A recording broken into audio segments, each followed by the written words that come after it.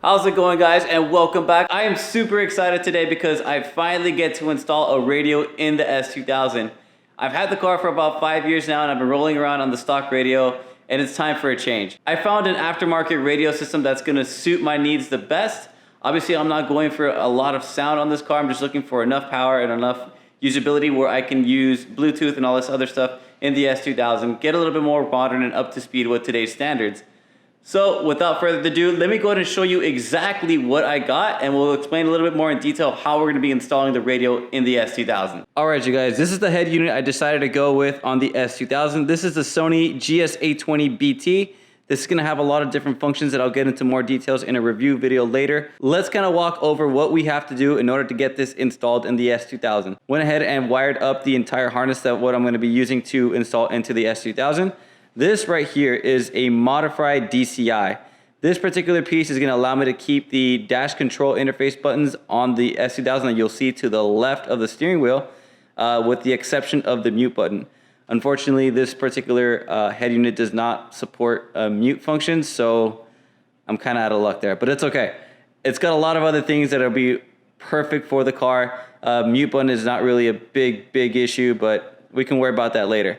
Over here, I went and bought also the Modify harness adapter for the S2000, which already has the wires to support the DCI. I've already wired everything up. It was pretty straightforward. All you really had to do was match the right colors. Some of the colors have a black stripe and some do not. All you got to do is make sure you match the black stripe with the black stripe and the solid color with the solid color. I'll probably see if I can get another video about wiring this another time. I really want to get this installed, so let's go ahead and jump over to the S2000 so I can go ahead and show you how to remove the radio and everything else. Now, I'm not going to lie, I went ahead and also jumped the gun here as well, but it's for good reason. I just wanted to make sure I get everything out of the way so I can do a quick and simple install of the radio, so I can do everything as quickly as possible. So basically, all you have to do in order to get to this point is you have to remove this. This is the radio cover door that we have to remove and get out of the way. Basically, all you have to do is just make sure you open it up like that, and you're gonna pull, let me set this down really quick.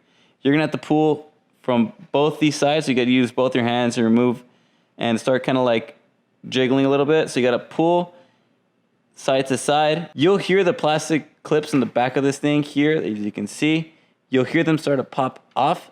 They'll just start removing themselves from about right here and here. But also keep in mind that this vented part right here is also a part of this assembly. So you got to make sure that when you start popping off from the bottom here and taking all the clips off, make sure that you start applying a little pressure to the top so you can remove it as well.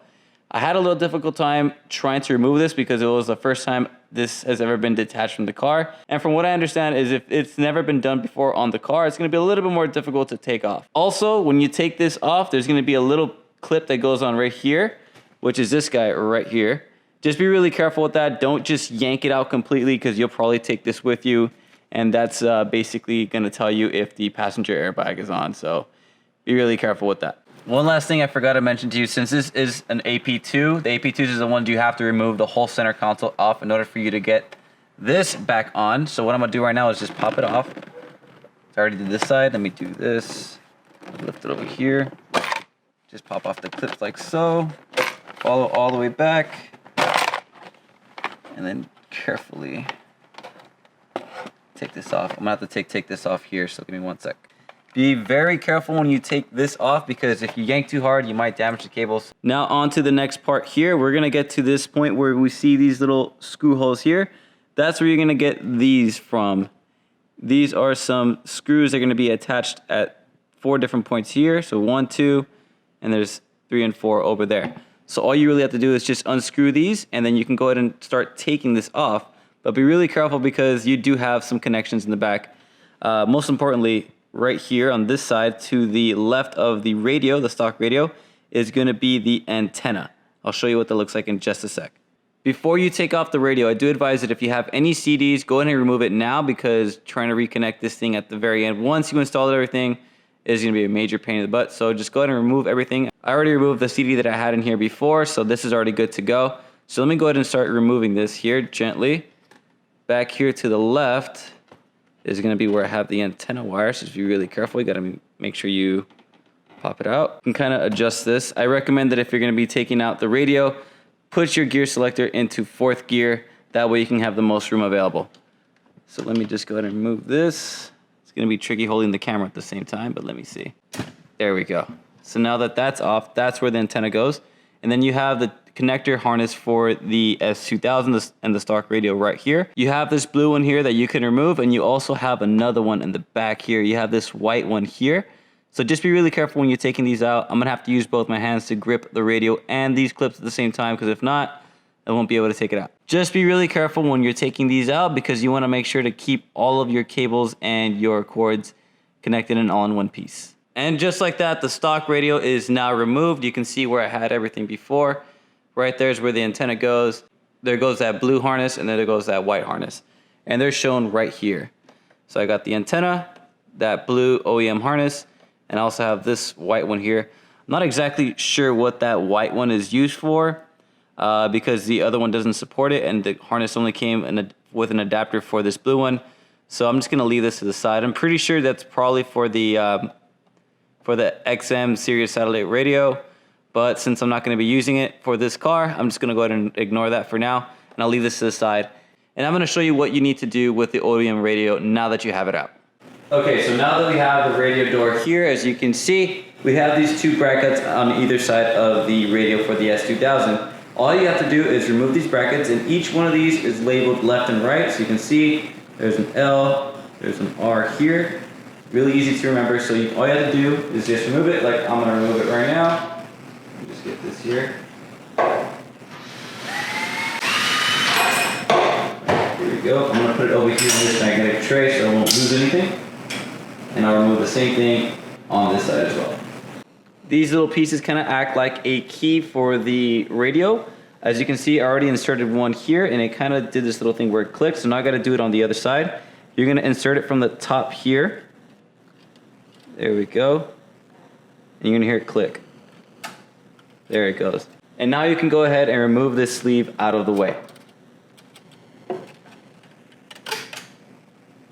Click some more here. And now you can just easily slide this off. And there you go. Now that you remove the sleeve out of the way, now you have these 2 holes exposed. And these holes are going to be accepting the brackets that we had on earlier. So this one is going to be for the left, the other one's going to be for the right, and I'm going to go ahead and reinstall them back onto this new head unit. Now we have both brackets installed on either side of the new head unit receiver. So now I just got to assemble everything back. I'm going to put the bezel back on. I'm going to put the faceplate back on, so I can go ahead and get ready to install this back into the S2000.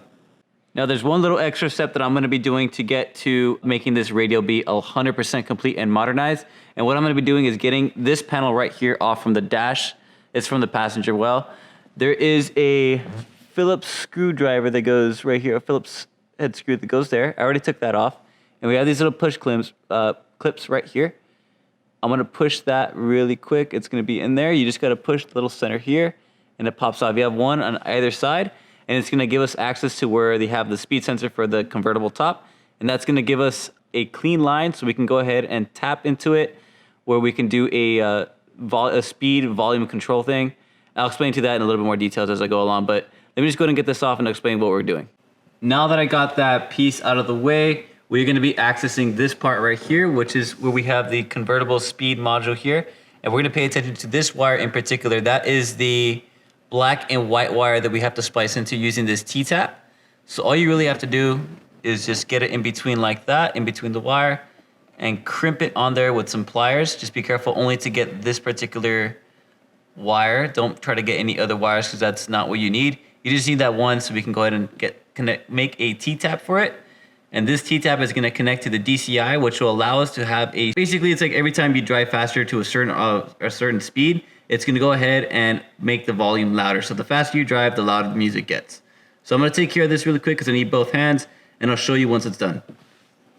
Okay, you guys, we are at the very last step. I have everything already wired through. As you can see, we have all this taken care of. This is the antenna wire. This is the harness already connected to the bottom over here for the OEM side. Everything's ready and good to go. This has been zip tied together so it doesn't get all crazy. I have this labeled as the microphone, and the microphone has already been fed through over here. And as you can see, I have that double-sided taped all the way down over there. I went ahead and actually bought another one because the one that I had didn't actually fit with what I was trying to go with. So that is as close to a flush finish as I could possibly get. So that's fine. It's double-sided tape. If I don't like it, I can take it off. Now over here, I have the connection for the DCI. The DCI is actually over here. It's better to have it over here. Modifier actually tells you to keep it away from this center part over here because you might crush it. So we moved it over here. Now over here, we also have this cable, which is going to be fed all the way through to the speed sensor over here. That connection that we did earlier, there it is, a T-tap. So we're going to connect that. We're going to shorten it with some zip ties so we can kind of tuck it away. Put it over here, have it nice and neat.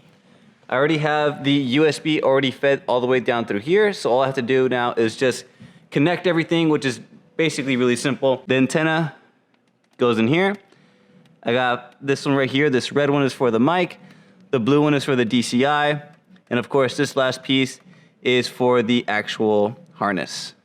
So we'll go ahead and take care of that really quick, and I'm gonna show you guys the final product once everything is done, and we should have a brand new stereo in the S2000. All right, you guys, everything is nice and taken care of. I put the screws back on over here using the same brackets we had from the OEM one. Everything has been screwed and into place, so there should be no issue with that at all. Now, the only thing left for me to do is to put this back on, the faceplate here itself. So just remember, this has to be reconnected here. And once that's done and connected, it should be all set. All right, so as you can see, I took the center console off. I was able to put this back on, which by the way, I did the mistake of not showing you guys me taking this off with this off. So if you're gonna do it for an AP2, just make sure that you take the center console off and then take this part off, because if you don't do that, it's gonna be a real pain in the neck, and trust me, you don't wanna deal with that. So just make sure you take this off before taking this off, and then just reattach everything here. Just remember, you have these cables here. Be very careful when you take this off, because if you yank too hard, you might damage the cable. So I'm gonna go ahead and reconnect these back onto where they're supposed to be. It's supposed to be going to the roof, the defroster, and also the emergency lights. So once that's done, we'll have the final and finished product ready and good to go. Everything is where it's supposed to be. I have the microphone already set up over here. My dash controls, everything has already been back and put in place. I also have the USB cable down there, and the radio is right inside the radio door where it should be. I have the key. Let's go ahead and turn it on and see how it looks like. I'll put it in the on position. And here we go. Nice. I already set up the color to be kind of like the OEM orange, but with a white lettering, so it should be pretty much close to matching OEM. You can go ahead and adjust that over here. If you click on this button here, it will take you to the menu where you can adjust this. So you go to display, you can go to where it gives you the button color. Everything is already kind of set there, so if you want to go to mess with it, you could. But I'm just going to leave it as is because I already have everything set up the way I want it to be. Microphone is connected to this head unit, so now if I want to make calls, I can just leave my phone right here on this little stand here, and I can make a phone call. There are still a lot of things I need to cover on this, so I'm gonna have to go ahead and drive around with this for a little bit just so I can kind of get like an idea of how this functions with the S2000 to see if that speed volume control sensor actually does work with the car, which I'm pretty sure it does. I just have to kind of like mess with it and see if I like the functions on it, if I do like the settings on it, and then just kind of get like an idea for how this is now going to play into the overall, I guess, entertainment of the car or the functionality of the car. Once I get a really good idea of how this radio works in the S2000 and also modified products that I've been using for this particular install video, I'm going to give you guys a full review on everything that I did. That's going to include the new radio, the modified DCI, as well as the modified speed sensor attachment for the DCI. Before I get to that review, I want to go ahead and enjoy this for as much as I can and kind of get really familiar with it. That way I can give you guys a complete honest review on everything that I discussed earlier. So just as a recap to kind of go over what we did the wiring. We got all the wires hooked up to where they need to be. I routed the speaker wire to the top, used double-sided tape to keep the speaker there. I went ahead and wired the DCI over to where the soft top speed control sensor is on this side by the passenger footwell. That's also where I put the volume speed sensor at. So everything is there and kind of neatly tucked away, zip tied as much as I can. Same thing goes for the harness. The harness was a little hard to do only because of the length, like I mentioned before. You have to kind of really be careful when you're stuffing it in there. I recommend cutting the wire shorter, and instead of using those little plastic clips that I had, maybe just do a straight-on connection from wire to wire. If you want to solder them, even better, or if you want to go ahead and use some shrink wrap or whatever it's going to take to go ahead and make them shorter and almost look like a proper loom, I would recommend doing that. I might go back and fix it myself later on. Right now, I just want to go ahead and enjoy the car because I don't want to let it sit around for too much, especially after doing that detail. So I'm going to go ahead and just end this video here. If you guys are new to the channel, if you like today's video and some of the other videos I have in my channel, go ahead and hit that subscribe button. And if you guys like today's video, go ahead and smash that like button. But that's going to be it for this video. I hope you guys enjoyed it, and I'll catch you guys on the next one.